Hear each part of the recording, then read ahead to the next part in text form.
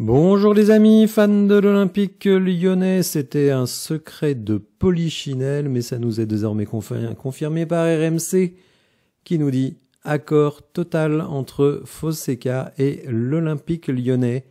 C'est imminent pour son arrivée. On nous dit dans le corps de l'article, en discussion avec le technicien portugais depuis plusieurs mois, le président du club rhodanien, donc John Textor, va bien le nommer sur le banc de l'équipe première, selon les informations des RMC.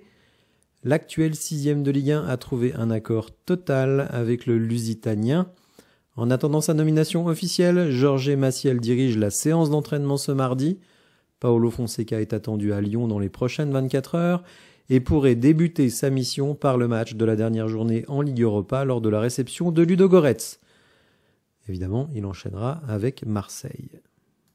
Alors comme promis dans ma vidéo un petit peu plus tôt aujourd'hui, je vais essayer de vous présenter Paulo Fonseca pour ceux qui ne le connaissent pas bien. Il est évidemment portugais, né au Mozambique, figurez-vous, Mozambique portugais, à Nampula, je ne savais pas que ça existe. 1m88, ancien joueur défenseur, central sans doute, qui n'a pas fait une carrière de joueur absolument folle.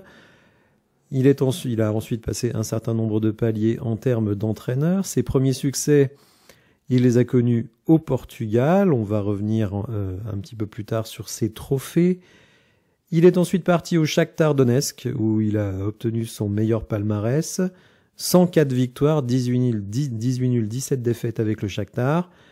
Ensuite, passage pendant 2 saisons à la Roma, passage K1K. Il a été remplacé par José Mourinho, qui n'a pas fait beaucoup mieux que lui, et ceux qui ont suivi encore pire.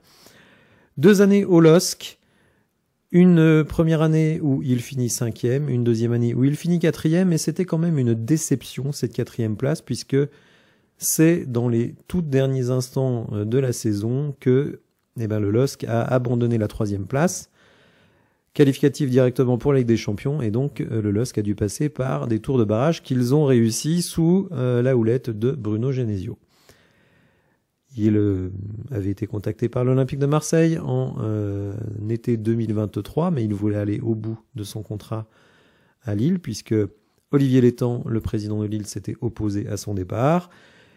Il a retenté donc l'aventure en Italie, au Milan AC, donc le club sans doute le plus prestigieux dans lequel il est évolué, même si l'AS Roma, évidemment, c'est très bien aussi.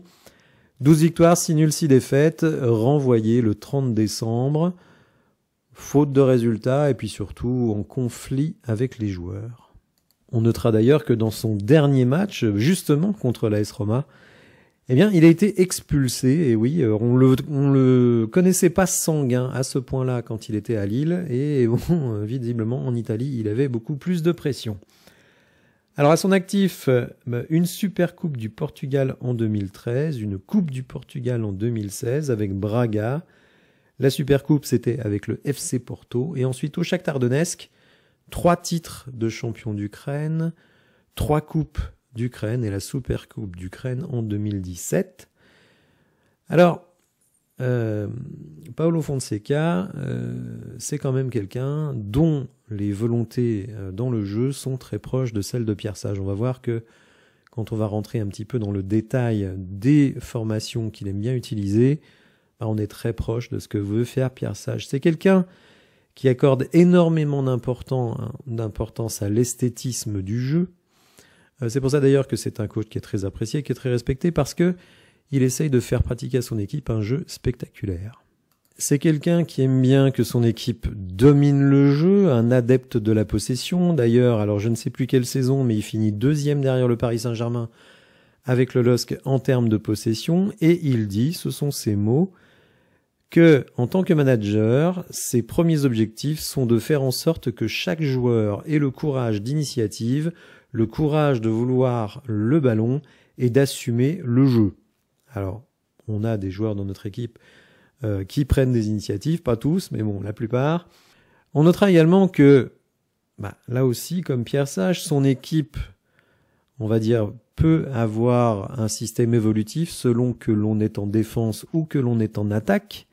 Alors j'ai trouvé un article qui s'intéresse très spécifiquement au style de jeu de Paulo Fonseca, et cet article nous dit: pour comprendre le style de jeu de Fonseca, il faut d'abord distinguer deux choses. Comment se comporte l'équipe en phase offensive et en phase défensive. En effet, l'équipe se comporte complètement différemment selon ses phases. Alors ça, je veux dire que ça me rassure pas, parce que quand je vois l'intelligence de jeu de certains de nos joueurs, je vous avoue que j'ai un peu de crainte. Bon. L'entraîneur demande à son équipe une compacité verticale. On rentre dans les verbiages universitaires chers à Pierre Sage. Le latéral opposé est constamment libre avec ce plan compact, latéralement, mais cela reste difficile pour les adversaires d'atteindre le joueur opposé tant que le surnombre sur le porteur l'empêche de trouver une solution. Donc en gros, on attire les joueurs latéralement, donc vers la ligne de touche. On les presse énormément pour les empêcher de relancer la balle. Donc le pressing est tout terrain, mais il est effectué de manière intelligente car il s'exécute une fois que le ballon est sur le côté, obligeant la majeure partie des adversaires à balancer devant, ne trouvant pas de solution courte. Pour ceux qui jouent au basket, c'est quelque chose que l'on fait beaucoup sur du pressing tout terrain ou demi-terrain, en forçant le joueur à aller vers la ligne de touche.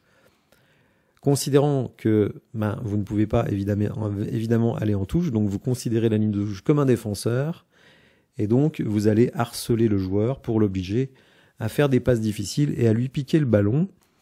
Donc c'est quelque chose évidemment d'assez intéressant. L'idée, c'est que les lignes défensives soient très rapprochées, que chaque joueur assume son marquage, le placement empêche la progression des joueurs, il est très difficile pour les adversaires de construire une action. Sur le plan offensif, alors là, on passe sur quelque chose d'assez différent, puisque on va plutôt jouer avec un 3-2-4-1. Alors 3, c'est-à-dire que vous avez un milieu de terrain qui va redescendre, c'est ce que fait actuellement Matic sous Pierre Sage. Donc évidemment, ça suppose que les centraux soient capables de bien construire les actions. Est-ce que c'est le cas chez nous? On peut avoir des doutes. Mais évidemment, ce 3-2-4-1 crée un surnombre offensif. Par contre, évidemment, il faut des mecs quand même techniques pour être capables d'amener la balle en situation offensive, face notamment au pressing de l'adversaire. Vous savez qu'en Ligue 1, il y a quand même beaucoup d'équipes qui font du pressing. Donc c'est un style de jeu qui est risqué quand même, parce que vous faites monter beaucoup de joueurs sur le plan offensif. Donc si vos défenseurs n'assument pas pleinement leur travail de relance ainsi que les milieux de terrain, si vous perdez le ballon, vous êtes quand même en situation de surnombre. Donc attention à cela.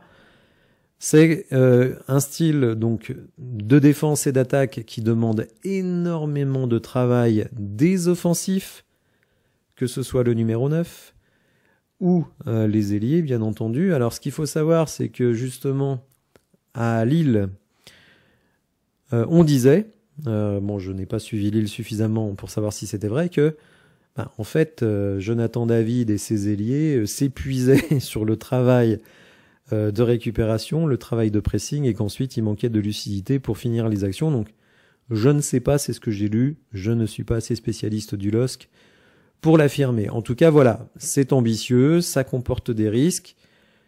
On se rappelle quand même que la saison passée, on a quand même mis à l'amende le LOSC à plusieurs reprises. D'ailleurs, certains s'offusquent que Pierre Sage soit remplacé par quelqu'un qui a été battu par Pierre Sage plusieurs fois la saison passée, et notamment avec certaines remontadas.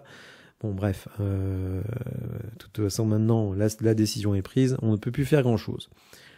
Voilà les amis, si vous avez l'habitude de suivre les équipes de Fonseca, que vous voulez dans les commentaires apporter davantage de précision sur les bienfaits et éventuellement les méfaits de son style de jeu, n'hésitez évidemment pas à le faire.